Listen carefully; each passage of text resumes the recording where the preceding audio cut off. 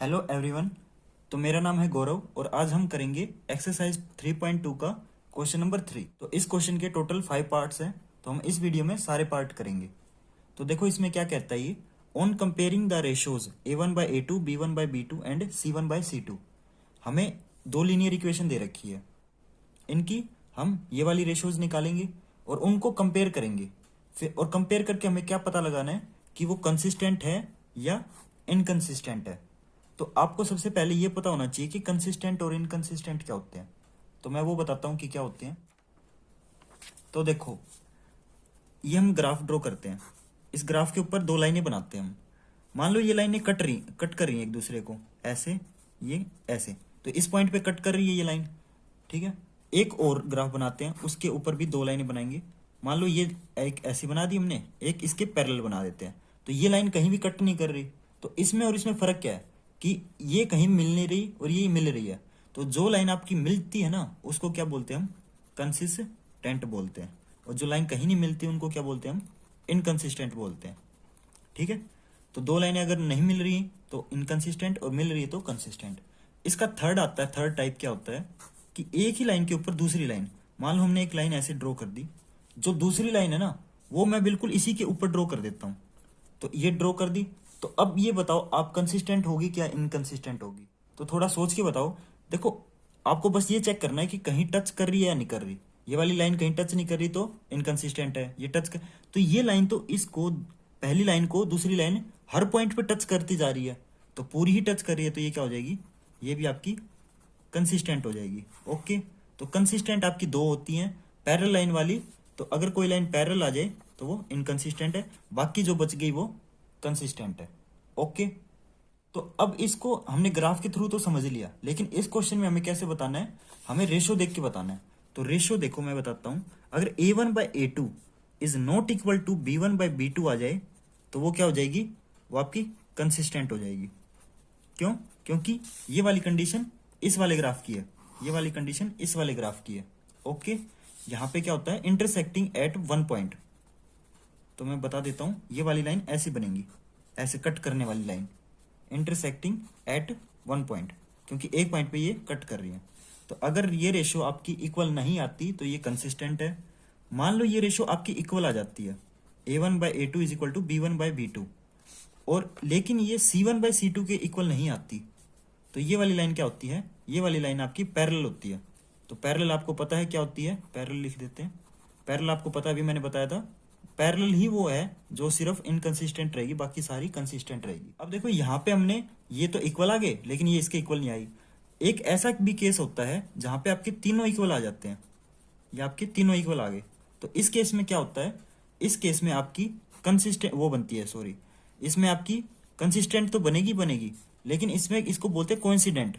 Coincident का मतलब होता है एक ही लाइन के ऊपर दूसरी लाइन, तो इस यहाँ पे भी टच कर रही है, तो आपको मैंने बताया था ये वाली भी कंसिस्टेंट हो जाएगी। ओके। सिर्फ अकेली पैरेलल ही वो है जो इनकंसिस्टेंट रहेगी, बाकी सारी कंसिस्टेंट रहेगी। तो अब देखो इस क्वेश्चन में हम क्या करेंगे, हम a1 a2 इन सभी की वैल्यूज निकालेंगे और फिर रेशो निकालेंगे, और रेशो निकाल के इसके साथ कंपेयर करेंगे कि भाई किसके साथ मैच करती है। अगर पैरेलल है तो इनकंसिस्टेंट है, और पैरेलल के अलावा कुछ और है, इनमें से कुछ और है तो कंसिस्टेंट है। तो करते हम, तो वैल्यूज निकालने के लिए हम क्या करते हैं, सबसे पहले तो हम क्या करेंगे, इन दोनों इक्वेशन को हम बारी बारी लिख लेंगे। तो यहाँ पे 3x + 2y = 5, और यहाँ पे लिख लेंगे 2x - 3y = 7। तो आपको पता है कि इक्वल के हमेशा राइट साइड क्या रहता है, 0 रहता है, लेकिन यहाँ पे तो इसमें 5 है और इसमें 7 है। तो हम क्या करेंगे, इस 5 को लेफ्ट साइड लेके आएंगे। तो यहाँ पे ये प्लस का है तो ये लेफ्ट साइड आके माइनस का हो जाएगा। 3x + 2y -5 = 0। तो ये हमारा राइट साइड 0 आ गया। सेम इसी तरीके से इस 7 को भी हम इधर लाएंगे, 2x - 3y -7 = 0। ठीक है। तो हमारी ये दो इक्वेशन आ गई। अब हम इसको क्या करेंगे, जनरल इक्वेशन के साथ कंपेयर करेंगे। तो हमारी जनरल इक्वेशन क्या होती है, a1x + b1y + c1 = 0, और यहाँ पे a2x + b2x + c2 = 0। तो ये हमारी जनरल इक्वेशन होती है। इसमें सभी वैल्यू के नीचे 1 लगेगा, इसमें सभी वैल्यू के नीचे 2 लगेगा। तो अब कंपेयर करते हैं। तो ये देखो, x के आगे जो चीज होती है उसको क्या बोलते हैं हम, a1। तो a1 हमारा कितना आ गया, 3 आ गया। सिमिलरली कंपेयर करते तो B1 हमारा 2 आता है और C1 हमारा -5 आता है। तो A1 B1 C1 की वैल्यू आ चुकी है। सेम इसी तरीके से इसमें भी A2 की वैल्यू 2 हो जाएगी। B2 की वैल्यू, देखो B2 की वैल्यू 3 नहीं होगी, -3 होगी, क्योंकि साइन भी लेते हैं हमें। तो यहाँ पे C2 भी हमारा -7 हो जाएगा। ओके, तो हमारी A1 B1 C1 और A2 B2 C2 की वैल्यू आ गई। अब हम क्या करेंगे, रेशियोज निकालेंगे। तो रेशियो निकालने के लिए हम क्या करते हैं, पहली रेशियो है हमारी A1/A2। तो A1/A2, A1 हमारी 3 है, A2 हमारा 2 है, तो 3/2 हो गई। B1/B2 कितना हो जाएगा, B1 हमारा 2 है, 2/-3। तो देखो A1/A2 और B1/B2 हमारा इक्वल नहीं है, तो हम क्या लिखेंगे, A1/A2 is not equal to B1/B2। तो अभी मैंने बताया था, देखो अगर ये वाला केस आ जाए, ये इक्वल नहीं हो तो क्या होती है, इंटरसेक्टिंग और कंसिस्टेंट। तो ये क्या हो जाएगी, इस टाइप की लाइन बनेगी जो आपस में कट करती है एक पॉइंट पे। तो इसको बोलते हैं हम कंसिस्टेंट लाइन। तो हमें यही बताना था कि रेशो देख के कि कंसिस्टेंट आएगी या इनकंसिस्टेंट आएगी। तो ये हमारी कंसिस्टेंट आती है। तो पहला पार्ट हो गया हमारा। अब हम करेंगे इसका सेकंड पार्ट। तो हमारा सेकंड पार्ट है, तो हमारी ये दो इक्वेशन दे रखी है, सेम उसी तरीके से इनको भी साथ में लिखेंगे। यहाँ पे दूसरी इक्वेशन कंपेयर करेंगे। देखो कंपेयर करने से पहले हमेशा ये चेक करना है कि इक्वल टू के राइट साइड हमेशा 0 हो। यहाँ पे 0 नहीं है तो बिल्कुल पिछले पार्ट की तरह इस साइड लेके आएंगे। तो यहाँ पे राइट साइड आपका 8 प्लस में, तो इधर आके माइनस का हो जाएगा। सेम उसी तरीके से 4x - 6y - 9 = 0। तो जब तक आपका इक्वल टू के राइट साइड 0 नहीं आता तब तक आप कंपेयर नहीं कर सकते। तो हमने ला दिया यहाँ पे 0, तो हम कंपेयर करेंगे a1x plus b1y plus c1 = 0। यहाँ पे a2x plus b2y plus c2 = 0। Compare करेंगे, x के आगे जो चीज़ होती है उसको a1 लिखते हैं। तो 2, यहाँ पे b1 हमारा -3 हो जाएगा, c1 हमारा -8 हो जाएगा। यहाँ पे a2 हमारा 4, b2 हमारा -6 और c2 हमारा -9। इसके बाद हम डायरेक्ट इसकी रेशियो निकालेंगे। रेशियो में हमारी फर्स्ट रेशियो है A1/A2। तो A1/A2, A1 हमारा 2 है, A2 हमारा 4 है, तो ये कट्टे हो जाएंगे 2, ये 1 पे 2 2 ज़ा 4, तो ये आती है हमारी 1/2। अब B1/B2 निकालेंगे। B1 हमारा -3 है और B2 हमारा -6 है, तो माइनस से माइनस कैंसिल, 3 2 ज़ा 6, तो ये भी आती है हमारी 1/2। अब निकालेंगे हम थर्ड रेशियो। थर्ड रेशियो हमारी C1/C2।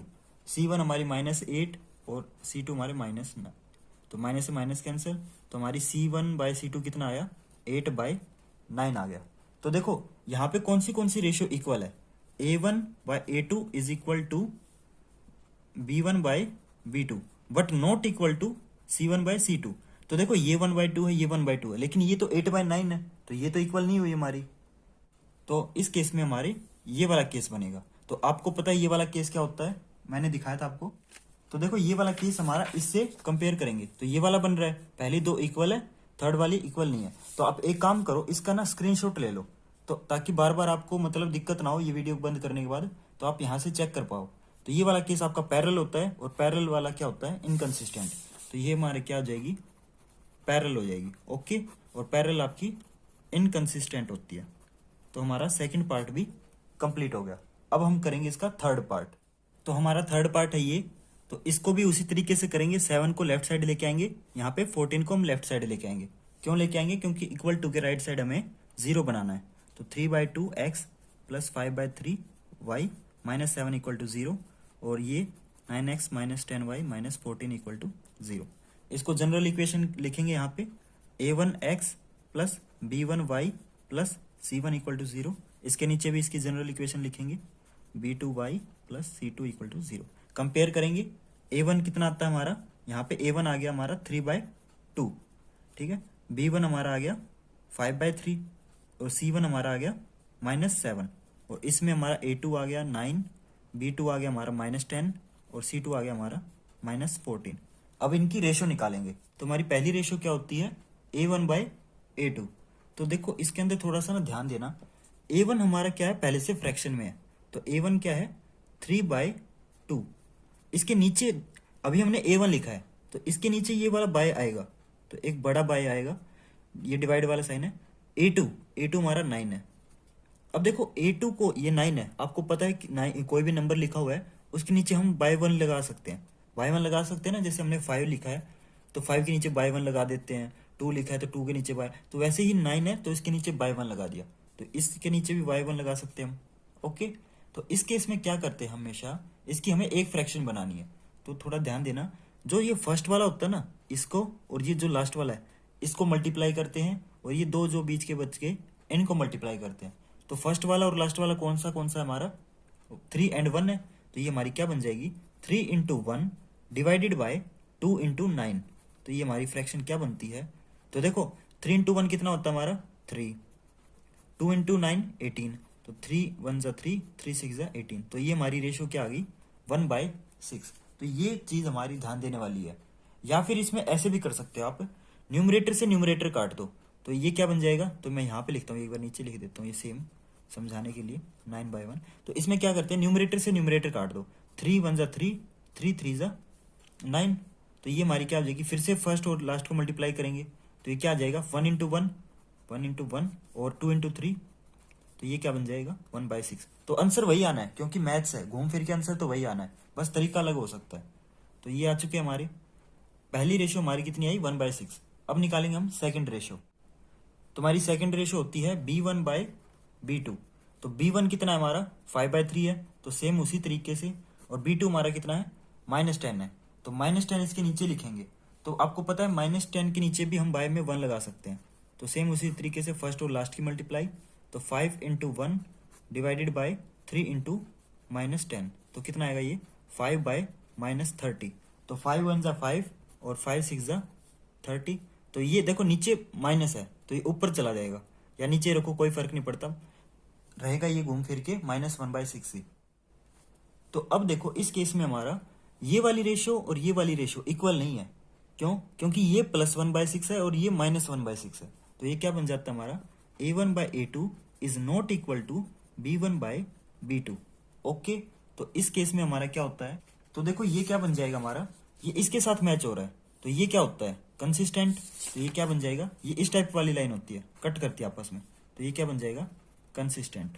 ओके, तो ये वाला भी हमारा कंसिस्टेंट हो गया, तो हमारा थर्ड पार्ट भी कंसिस्टेंट आ गया। अब निकालेंगे हम फोर्थ पार्ट।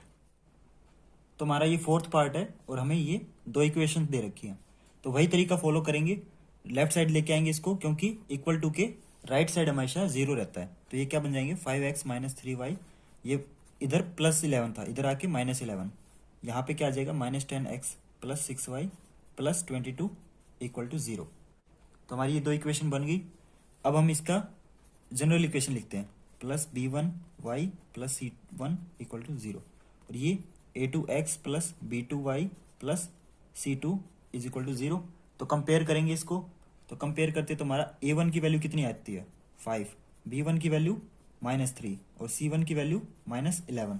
सेम उसी तरीके से a2 की वैल्यू -10, b2 की वैल्यू 6 और c2 की वैल्यू 22। तो हमारी a1 b1 c1 की वैल्यू और a2 b2 c2 की वैल्यू आ चुकी है। अब हम क्या निकालेंगे, रेशियो निकालेंगे। तो हमारी फर्स्ट रेशियो क्या होती है a1/a2। तो a1/a2 कितना हो जाएगा, a1 हमारा 5 है, a2 हमारा -10 है, तो 5/-10, तो 5 1 जा 5, 5 2 जा 10, लेकिन माइनस वैसे का वैसे रहेगा, तो a1/a2 हमारा -1/2 आ गया। अब निकालेंगे हम सेकंड रेशियो, यानी कि b1/b2। तो b1 हमारा -3 है और b2 हमारा 6 है, तो 3 1 जा 3 और 3 2 जा 6, तो ये हमारा आ गया -1/2। तो अब देखो ये इक्वल है, अगर ये इक्वल नहीं होते तो हम यहीं तक छोड़ के इसको इंटरसेक्टिंग लिख के कंसिस्टेंट लिख देते, लेकिन यहाँ पे हमारा इक्वल है, तो हम क्या करेंगे, अगला स्टेप करेंगे जो कि है थर्ड रेशियो निकालना। तो c1/c2 निकालेंगे इसमें हम, तो c1 हमारा कितना है -11 और c2 हमारा कितना है 22, तो ये 11 1 जा 11, 11 2 जा 22, तो ये भी हमारा सेम आ गया। तो ये हमारी थर्ड रेशियो भी -1/2 आई, तो ये सारी रेशियो इक्वल आ गई। तो आपको पता है, तो अगर हमारी तीनों रेशियो इक्वल आ जाती है तो हमारा ये वाला केस बनता है, जो कि है कोइंसिडेंट, यानी कि सेम के ऊपर सेम लाइन, यानी कि एक ही लाइन के ऊपर दूसरी लाइन ड्रॉ हो रही है, तो ये हमारी क्या होती है कंसिस्टेंट होती है। तो ये हमारी क्या बन गई कंसिस्टेंट लाइंस, ठीक है। ओके, तो हमारा फोर्थ पार्ट भी कंसिस्टेंट आ गया और ये कोइंसिडेंट है। अब हम करेंगे फिफ्थ पार्ट। तो हमारा इस क्वेश्चन का लास्ट पार्ट है। तो ये दो इक्वेशन दे रखी हैं, सेम वही फॉर्मूला अप्लाई करेंगे। 8 को लेफ्ट साइड लेके आएंगे, इधर भी 12 को लेफ्ट साइड लेके आएंगे। तो हमारा क्या बन जाएगा, 4/3x plus 2y minus 8 is equal to 0। और ये भी same 2x plus 3y minus 12 equal to 0। Compare करेंगे इसको जनरल इक्वेशन के साथ। तो हमारी जनरल इक्वेशन लिख लेते हैं, प्लस C1 इक्वल टू 0। तो इसकी जनरल इक्वेशन और इसकी जनरल इक्वेशन में बस यही फर्क है कि इसके में सारे के नीचे 1 आता है, इसमें सभी के नीचे 2 आता है। तो ये हमारा C2 इज इक्वल टू 0। तो कंपेयर करते हैं। तो कंपेयर करने पर जो x के आगे है वो हमारा A1 हो जाएगा, जो कि 4/3 है। B1 हमारा 2 हो जाएगा और C1 हमारा -8 होगा, क्योंकि साइन भी लेते हैं हम साथ में। तो -8 यहाँ पे A2 हमारा 2 और B2 हमारा 3 एंड C2 हमारा -12। ओके, तो हमारी ये वैल्यूज आ चुकी हैं। अब हमारा नेक्स्ट स्टेप है रेशो निकालना। तो रेशो निकालेंगे। तो पहली रेशो है आपकी A1/A2। तो A1 हमारा 4/3 है, तो बिल्कुल उसी पार्ट की तरह है जो हमने अभी किया था। तो देखो A1 हमारा 4/3 है, तो हमने अभी A1 लिखा है। तो जो ये वाला बाय है ना, ये वाला साइन, अब ये बड़ा बनाया मैंने, ठीक है। इससे ऊपर हमने A1 लिखा है। A2 हमारा 2 है, तो आपको पता है 2 है ये। तो आपको पता है किसी भी नंबर के नीचे, जैसे मैं 2 लिखता हूँ, उसके नीचे बाय 1 लगा सकता हूँ ना अपनी तरफ से। तो ये 2 है, तो इसके नीचे भी मैं बाय 1 लगा सकता हूँ। तो यहाँ पे A2 आएगा, तो बाय में 1। अब आपको पता है फर्स्ट और फोर्थ की मल्टीप्लाई होती है और सेकंड और थर्ड की मल्टीप्लाई होती है। तो फर्स्ट हमारा 4 है और लास्ट वाला हमारा 1 है। तो 4 into 1 divided by 3 into 2। Okay, तो मैंने मल्टीप्लाई कर दिया। तो 4 इंटू 1 हमारा 4, 3 इंटू 2 6। तो 2 2 ज़ा 4, 2 3 ज़ा 6। तो ये हमारा आ गया 2/3।